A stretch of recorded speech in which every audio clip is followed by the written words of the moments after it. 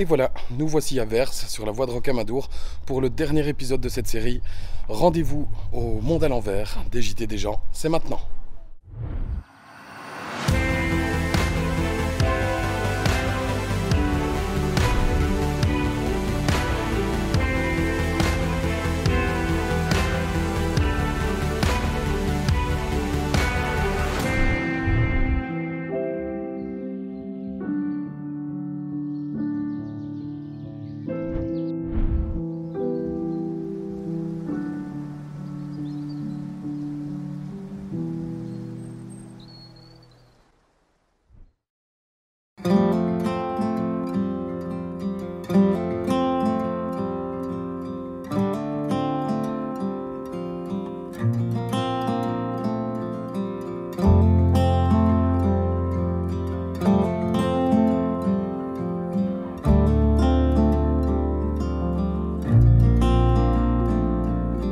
I still recall the first time I saw you.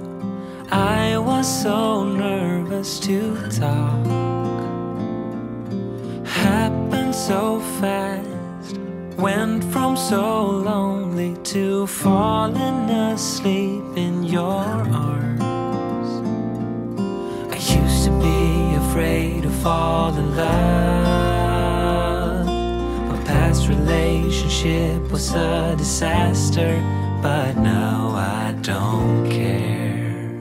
'Cause you took my scars, bruises and broken heart, numbed all the pain, show me how to heal, and now I don't feel broken anymore.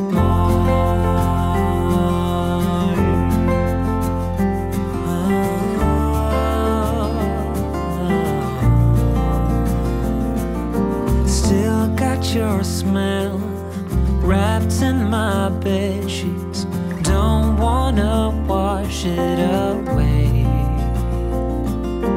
I know sometimes I get too caught up in all of the wrong things, but you're always there to guide me. I used to be afraid to fall in love. A past relationship was a disaster, but now I don't care. 'Cause you took my scars, bruises and broken heart, numbed all the pain, show me how to heal, and now I don't feel broken anymore.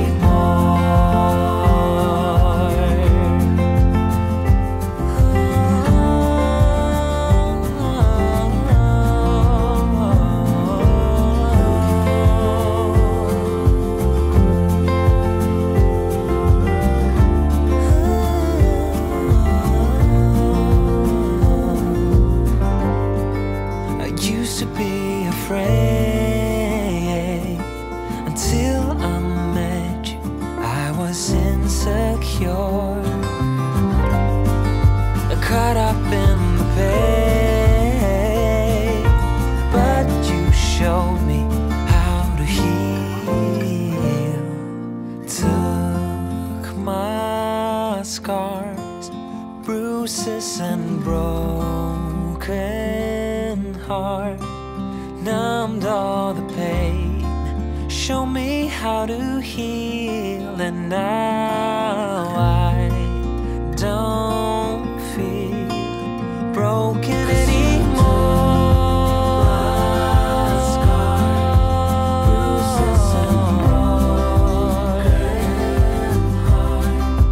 Numbed all the pain, show me how to heal, and now I don't feel broken anymore. Tout d'abord, Yann, merci d'être venu me rencontrer au Monde à l'envers. Franchement, ça me fait super plaisir. Je t'attendais avec impatience. Franchement, je trouve que ton initiative, elle est top. Franchement, tu as une initiative pour mettre en lumière les hébergeurs des différentes voies. Et ça, je t'en remercie parce que les pèlerins qui viennent chez nous ne se rendent pas forcément compte de qui on est, d'où on vient, pourquoi on est venu s'installer sur une des voies de Saint-Jacques. Et donc, déjà, un grand merci pour ça. Également, j'en profite d'être face à l'objectif pour remercier les pèlerins qui ont franchi la porte du monde à l'envers. Et naturellement, j'invite les prochains qui verront la vidéo à venir tenter l'expérience. Le monde à l'envers, c'est un gîte en fait qui a été créé par Pascal, mon prédécesseur, puisque moi je suis un junior dans le métier. Hein, j'ai repris le gîte au mois de novembre. Et donc j'ai ouvert le 1er mars de cette année, donc avec toutes les difficultés qu'on connaît. Et donc ce gîte a été créé par Pascal, donc comme je disais, c'était une vieille bâtisse à l'origine, qui avait été un petit peu laissée à l'abandon. Et donc Pascal en a fait ce petit joyau de pierre et de poutre. Et quand on l'a visité avec ma compagne, en juillet l'année dernière, on faisait la deuxième partie du chemin qu'on avait commencé au puits, donc. Et donc j'avais pris rendez-vous avec Pascal au préalable. Et donc à la fin de notre périple de 15 jours, on est venu lui rendre visite. Et là, en fait, ça a été le coup de cœur, quoi. Coup de cœur sur le village, qui est magnifique. On a la chance d'être dans un écrin de verdure, puisqu'on est juste au bord du PNR. Donc pour ceux qui ne connaissent pas le PNR, c'est un parc naturel régional. Et donc là, on est dans les causses du Haut-Quercy. Et étant passionné de randonnée, je m'étais dit un jour, tiens, si je pouvais concilier ma passion de la randonnée avec mon activité professionnelle, ça serait top. Et en fait, on a commencé le Saint-Jacques avec donc, ma compagne, Pauline, en juillet 2017, pardon. Non, 19, puisqu'en fait, il y a une petite histoire, cette date est très symbolique.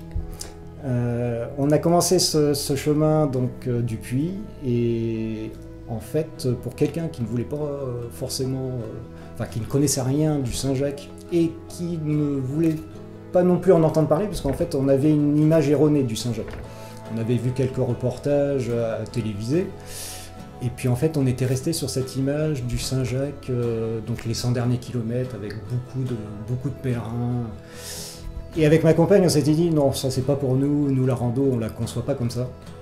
On est plutôt un petit peu des sauvages, on voudrait que les chemins nous appartiennent.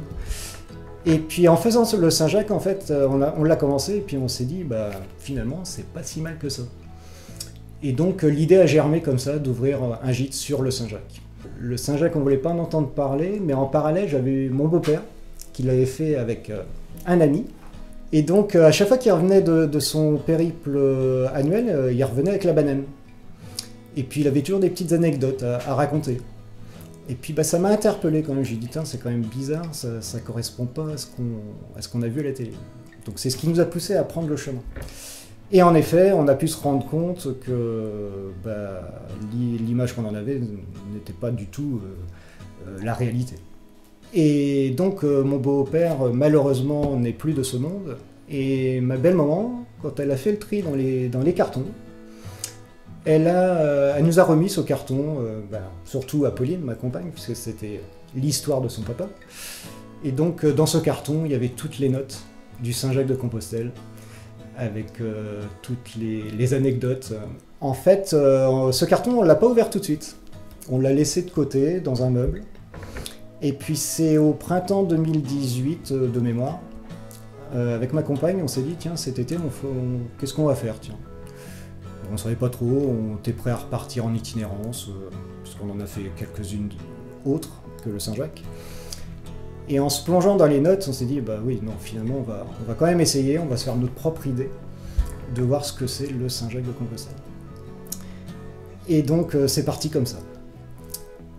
Donc, naturellement, je ne vais pas répéter ce que tous mes amis gîteurs ont déjà dit. Hein.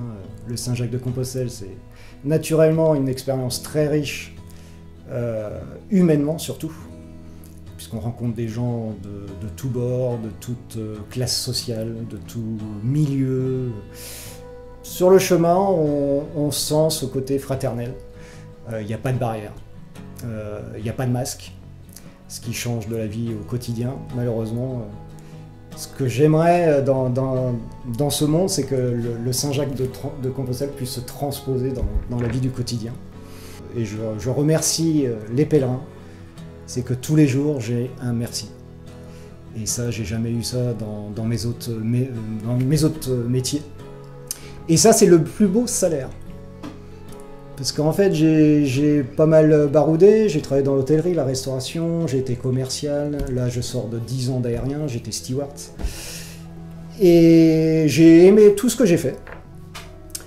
Mais il n'y avait pas ce côté gratifiant du merci, merci pour l'accueil, merci pour le côté chaleureux que vous dégagez quand vous nous accueillez chez vous. Et c'est vrai que moi, je mets un point d'orgue pour que les pèlerins, quand ils franchissent la porte, déjà, je suis très à cheval sur l'accueil. Car je trouve que si on reçoit les gens avec le sourire et l'enthousiasme, ça brise la glace tout de suite. Et tout de suite, ils se sentent chez eux. Et c'est vraiment le point d'orgue sur lequel je souhaite insister. Je veux que les pèlerins, quand ils viennent chez moi, ils se sentent chez eux. On aime avant tout l'humain avec un grand H. Ça m'apporte du bien-être aussi, personnel déjà, pour que je puisse le retransmettre aux pèlerins quand ils viennent chez moi. Mais ouais, essentiellement du bien-être et puis le fait de pouvoir le véhiculer. Et être un peu comme un témoin. Ça, c'est quelque chose qui est très très riche. C'est ce qui me manquait dans mes métiers précédents, en fait. Si je devais retenir ça, en fait, je me sens utile. Le matin, je me dis, je vais recevoir des gens chez moi, je vais faire en sorte qu'ils se sentent bien, qu'ils trouvent du bien-être, et qu'ils repartent gonflés à bloc et que ça leur donne envie de continuer le chemin, sous quelle forme que ce soit. Enfin voilà, en gros, ce que ça peut m'apporter.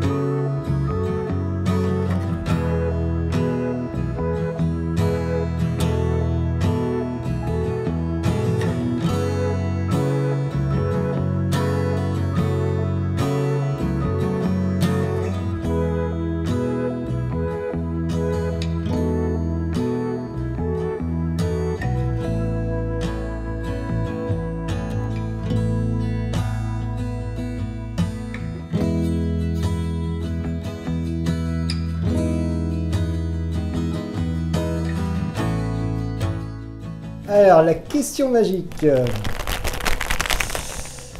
Tadam, une boule blanche. Alors, avant que j'ouvre la boule, Yann, j'aimerais bien savoir quand même, depuis tout ce temps que je te regarde, qu'est-ce que tu as fait des chocolats qu'il y avait autour? Alors, je vais pas citer la marque, parce qu'il ne faut pas en dire. Mais si tu les as tous mangés, tu aurais quand même pu m'en laisser un, s'il te plaît. Bon, je me contenterai de la boîte. Alors, la question mystère.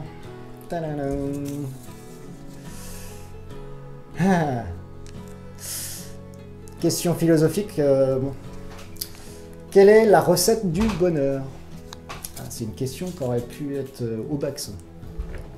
Le bonheur. Vaste question.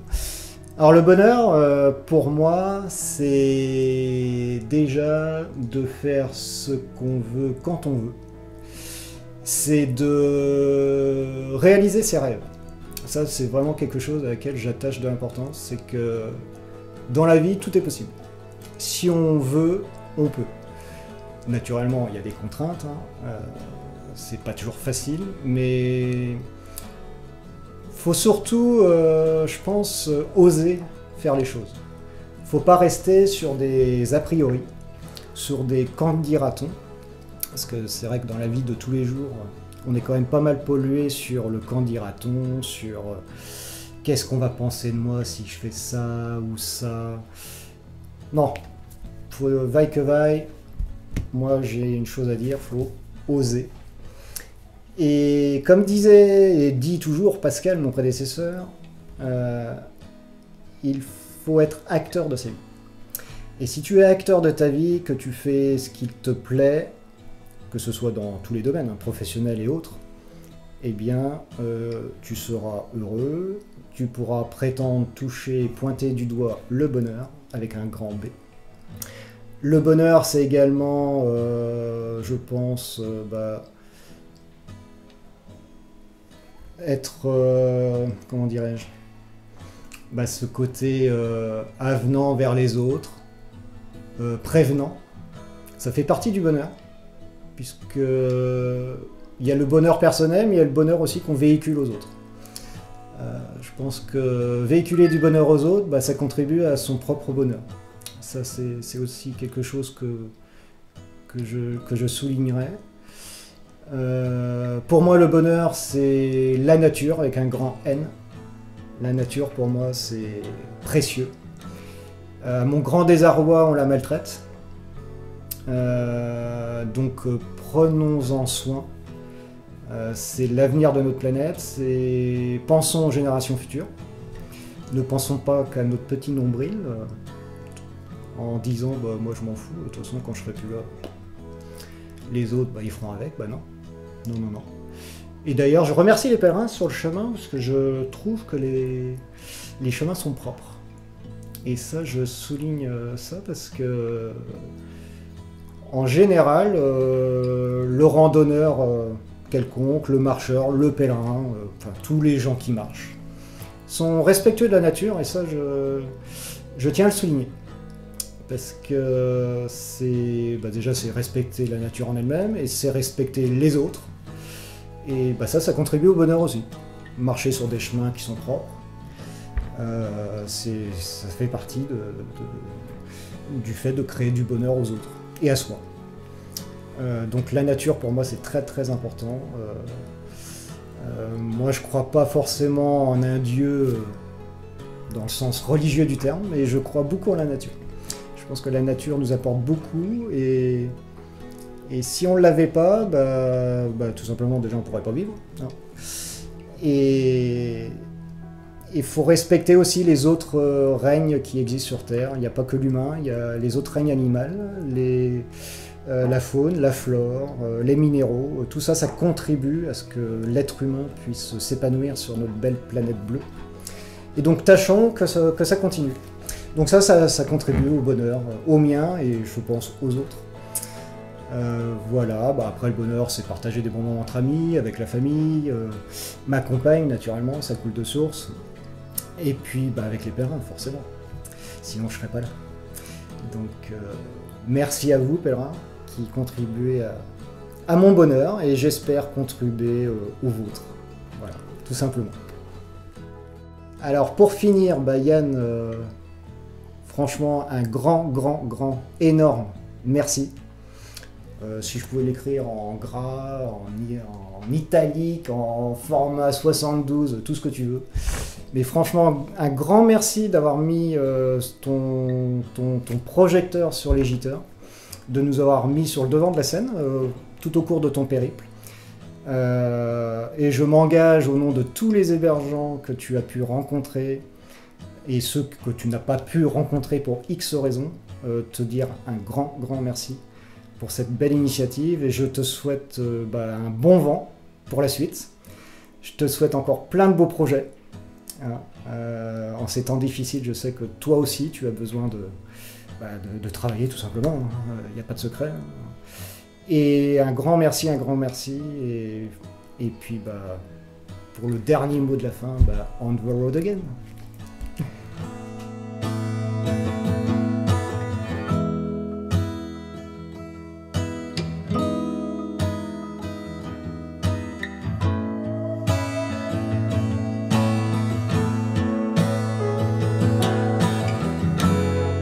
Allô, le monde à l'envers, je suis désolée, je voulais vous prévenir que je vais être en retard, mais carrément en retard pour le dîner de 19h.